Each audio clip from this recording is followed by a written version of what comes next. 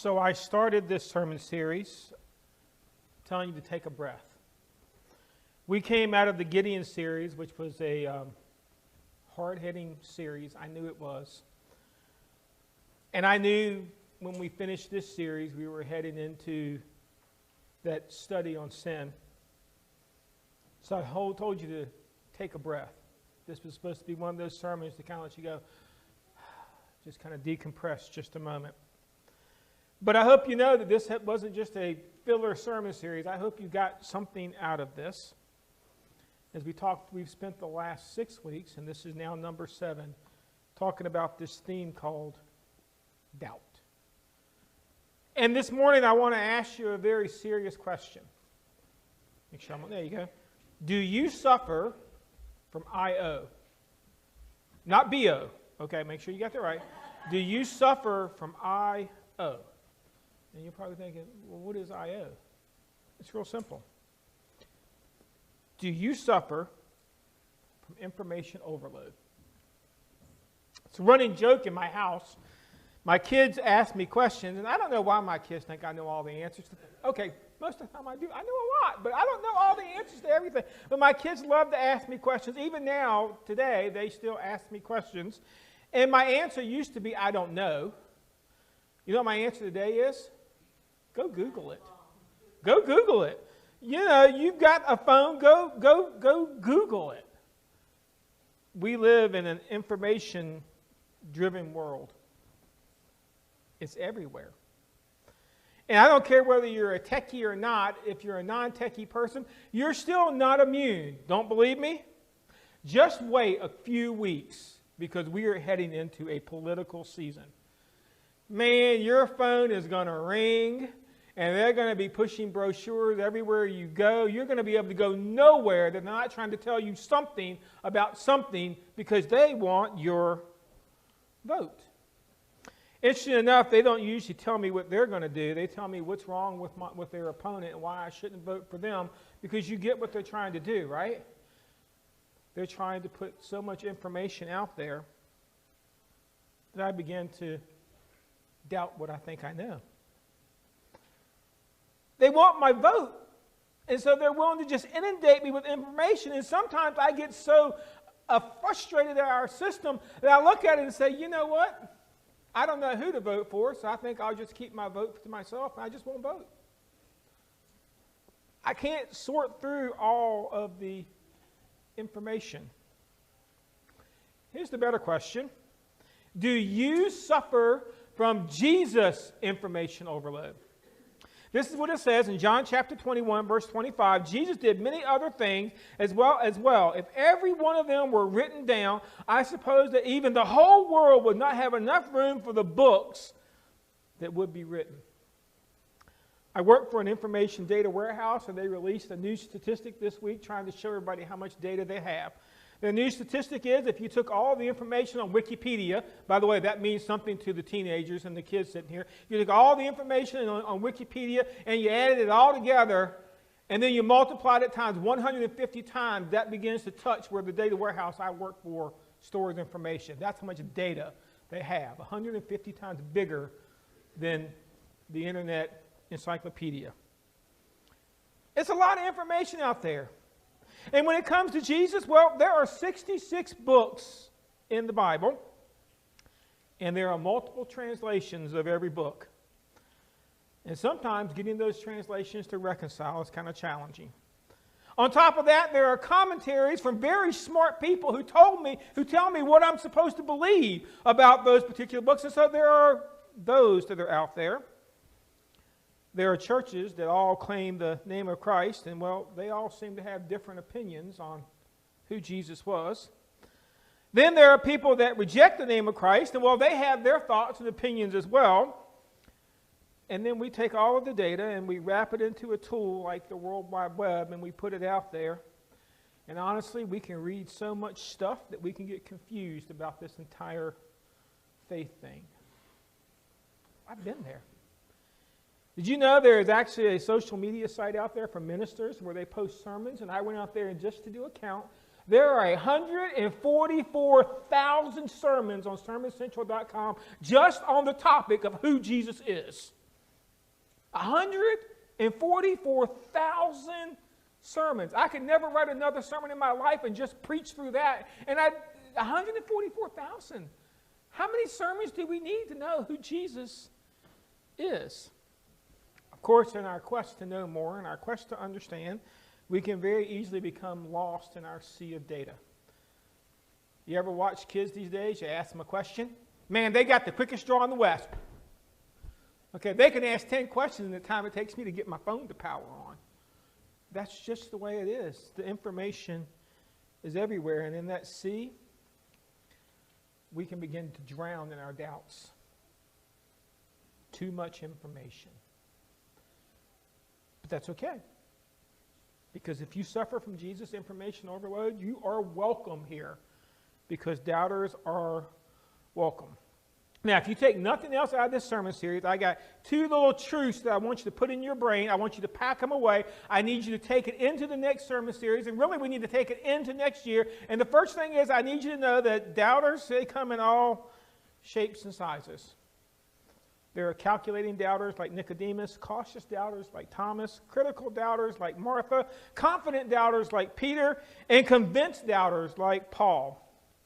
And today we are going to talk about a guy that suffered from Jesus I.O. His name is James.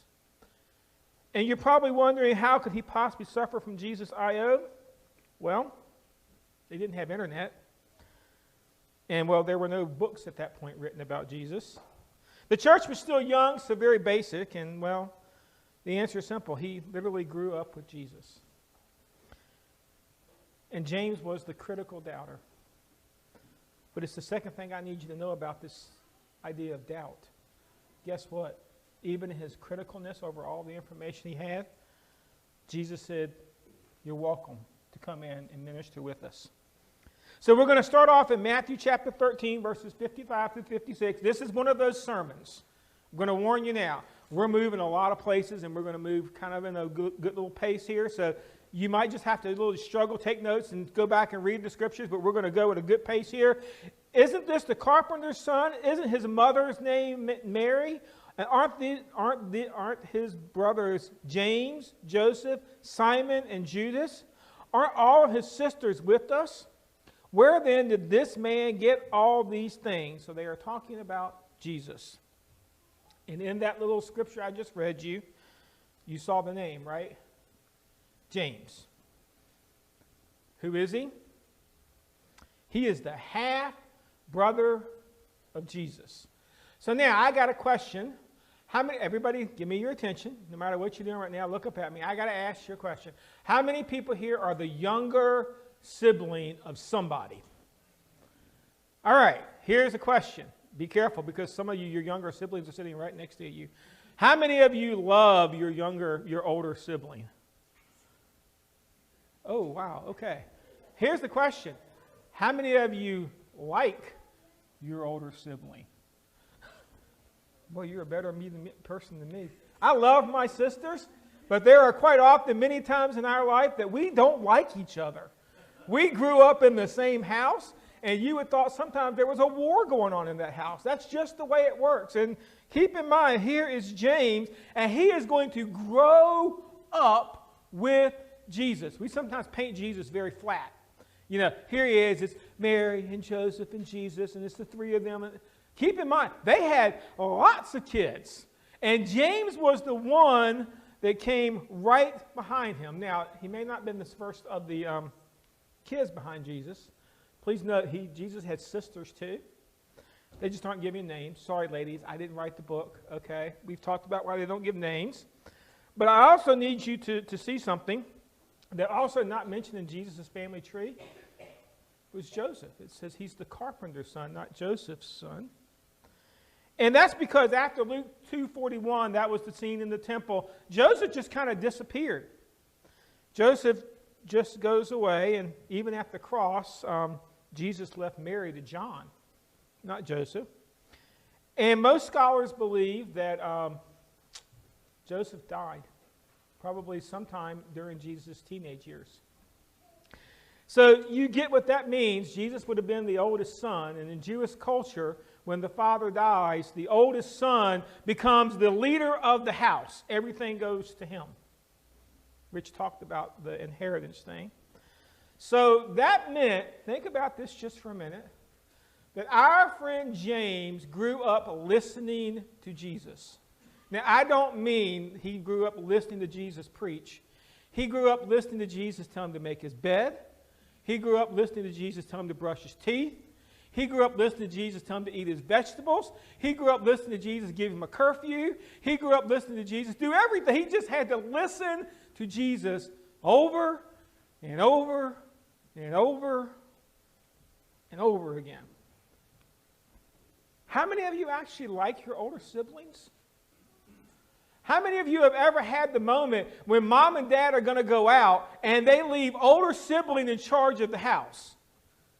That usually, yeah, he's like, yeah, me. Yeah, you look like you're a little scared at that thought. I don't blame you. I know you're older sibling.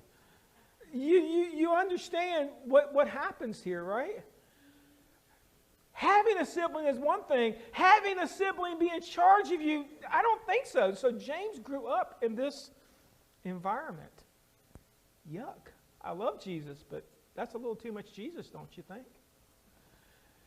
See, James is listed as the first brother, so he would have been the boy directly behind Jesus. And that means he would have been the boy that was always living in Jesus' shadow. Yuck. So not only do I have to listen to Jesus, that means I also have to listen to everybody tell me how great Jesus is. Well, Jesus got A's on his report card. What's wrong with you?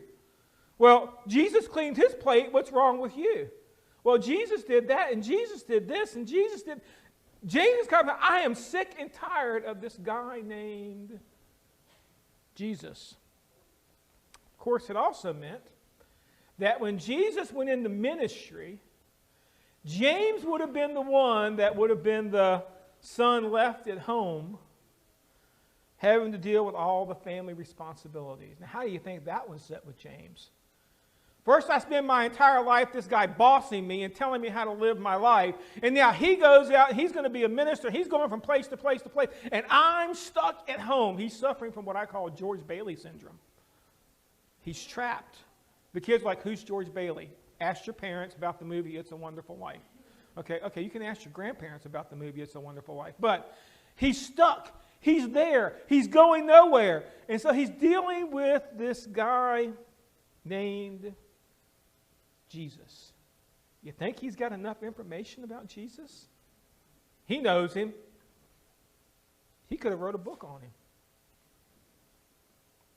And here's the thing. I'm betting James was not exactly the first member of the Jesus fan club. Matthew chapter 12, verses 46 through 50 says, while Jesus was still talking to the crowd, his mothers and his brothers stood outside wanting to speak to him. Someone told him, your mother and brothers are standing outside wanting to speak with you. He replied to him, who is my mother and who is my brothers? Pointing to his disciples, he said, here is my mother and my brothers, for whoever does the will of my Father in heaven, my brother and sister and mother. And all I can say is, ouch, that one's got a sting. Really, Jesus? Don't you think this Messiah thing is going to your head just a little bit? Really? You talk about honoring your father and mother, and you don't even have time to come outside and talk to us? Really? Jesus, Jesus, Jesus. Please, I grew up with the guy. I can tell you everything you ever want to know about Jesus. If you really want a summary of James's relationship with Jesus prior to him becoming a follower, just note, when Jesus was on the cross being crucified, Jesus had to leave his mother to one of his disciples. James was not there. Could you imagine? Their relationship had such a schism in it, he was not even at his own brother's death. Did you see him on the road to the tomb that morning when they were coming to deal with the body? Mary was on her own. James was nowhere to be found. You see, the reality is James did not grow up believing in Jesus.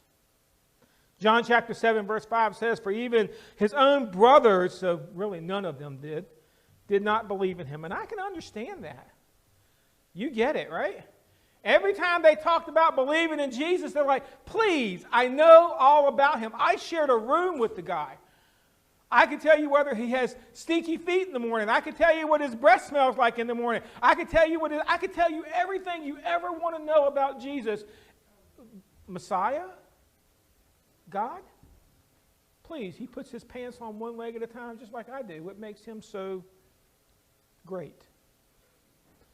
They're suffering from Jesus information overload.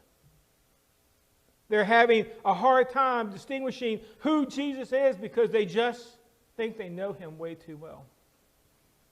Here's the ironic thing. They all became believers after the resurrection.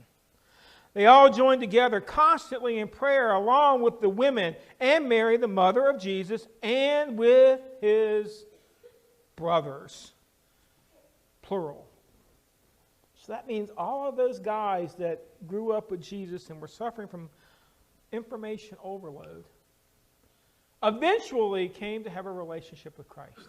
Somehow they got past the critical doubt in their mind and trying to understand who Jesus is, the person, and they began to understand who Jesus really is.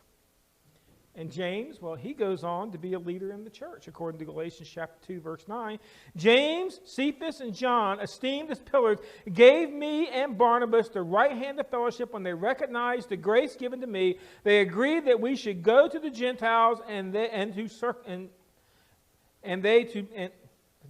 go to the Gentiles and they to the circumcised. Wow. That's a big switch, don't you think? We went from too much Jesus to now I'm going to be a leader in the church. James did write a book. And when he titled the book and told everybody who he is, this is how James now addressed himself. James, a servant of God and the Lord Jesus Christ. And all I can say is, come on, James. Flash us your street credit for just a minute. Do you know who you are? If I'm going to start a book and I'm James, I write it, James, the dude that grew up with Jesus. Wouldn't that be a catchier title? But now I have a question. What happened? We've got a mystery here that we need to solve. We've got to go figure out how does one go from being the critical doubter, the person that had too much Jesus, to being a person that when they were given the chance to write a book about Jesus, they say, I'm a servant. Don't you find that fascinating? Don't you want that information? That's not information overload. That's what I want to know. And what happened? Well, here's what we know. 1 Corinthians chapter 15, verse 7. Then he being Jesus, so we are post-resurrection, it says, then he appeared to James, then all the apostles. So we are very familiar with the Easter story. We get really in love with the Easter story where Jesus walks through the wall and he sees the disciples and he says, look, I am here, I have risen. You know what Paul tells us, right? Before he ever went to the apostles, one-on-one, Jesus went to James. Wow. I think I would have led with that in my book, right? What went on in the private meeting with Jesus? Wouldn't that be a cool story to know? I mean, I want to know. Was just seeing your risen brother enough? Did he just walk in and you bow down and say, okay, I get it now? What was said? Can you imagine what that conversation must have sounded like? I mean, here's James, who spent his entire life dealing with the Jesus equation and rejecting Jesus and walking away from Jesus and even saying, I'm not even going to go to the man's crucifixion. I want nothing else to do with Jesus. And now standing in front of you is your dead brother risen. What kind of conversation would you have? Oh my gosh, I really should have eaten all my vegetables. He's God. Oh my gosh, I wasn't receiving lifelong lessons from just my brother. He's God. You think he said, I don't believe it. I want to touch his hands. I don't know. I got a feeling probably not. But he could have. There he was, that close to Jesus, his risen brother. You think they just hugged it out? You think they just kind of sat there? Do you know how useful it would be if somebody had actually written all this down for us? Think about all the people. We're celebrating homecoming today. Think about all the people in the sound of my voice. You grew up in church. Man, your mom or your dad were Christians, and your grandma and your grandpa were Christians, and your great-grandma and your great-grandpa, and it goes on and on and on and on. As a matter of fact, you're suffering from a drug addiction. They drug you to church your entire life, over and over and over again. As a matter of fact, the fourth word you learned behind mama, dada, no, was probably Jesus. And you know, those are hard people, because sometimes they know everything there is to know about Jesus. But then they doubt whether what they know is true. And they become the critical doubters. And unfortunately, or maybe fortunately, we don't get that hallmark moment with James and Jesus. James never tells us what was said between him and Jesus. I want it, but God says you don't need it. Because you know what that would be, right? Come on, if they wrote the book, we write that, take that book, and we parse every little jot and tittle, and we'd circle things and highlight things, and first thing you know, we'd start worshiping the book. Right? It's just more information. Now, James's doubt was kind of unique. See, what we do know is James found a way to overcome his information overload. And he had a really unique relationship with Jesus. Not one where Jesus was just a big brother. It's the one where he said, I am a servant of God. And what did he do with that information? Well, keep in mind, he was a little late coming to the party. I got no scriptures from you from the Gospels about James, because James was off doing the James thing at that point. He wanted nothing to do with the ministry of Jesus. We don't find him until, again, we pick him up in Acts, where he became the leader in the church. And, well, that's not his main contribution, though. You see, the truth is, James did write a book. Not the book I want. But you know what he did write? He wrote one of the most practical guides of what it means to be a Christian and how to live the Christian life. Matter of fact, if you're new on this journey, this is your book. If you're looking for a place, where can I go in the Bible and start at verse 1 of that book and read to the end and understand everything without all of the these, thous, those, and the confusion that comes with it? James has been called Christianity in blue jeans.